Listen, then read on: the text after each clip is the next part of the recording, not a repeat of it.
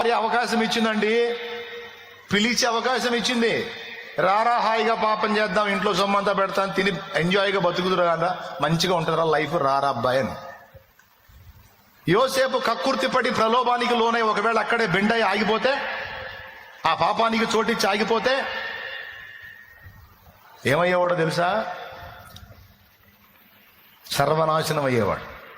ఎవ్వడికి ఉపయోగపడేవాడు కాదు, తను తాను నాశనం చేసుకునేవాడు. తనకు ఆశ్రయం ఇచ్చిన పోతిఫెరో కుటుంబాన్ని కూడా నాశనం చేసేవాడు. ఆ చిన్న పాపానికి తను లోబడ్డట్టయితే నాశనకర్తగా మిగిలిపోయేవాడు యోసేపు. అంతే కదండి, అక్కడే ఆగిపోయేవాడు, కులుకుతా ఉండేవాడు.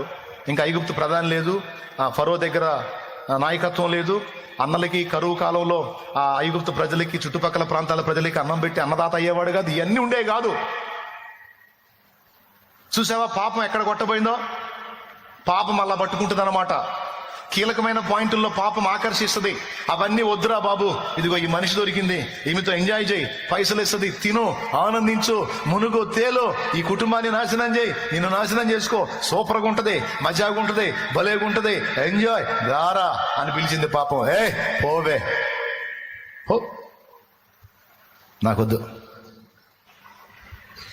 నా ప్రభు వద్దన్నాడు, నా ప్రభుకి ఇష్టం లేని పని నాకొద్దు. Download ShareChat.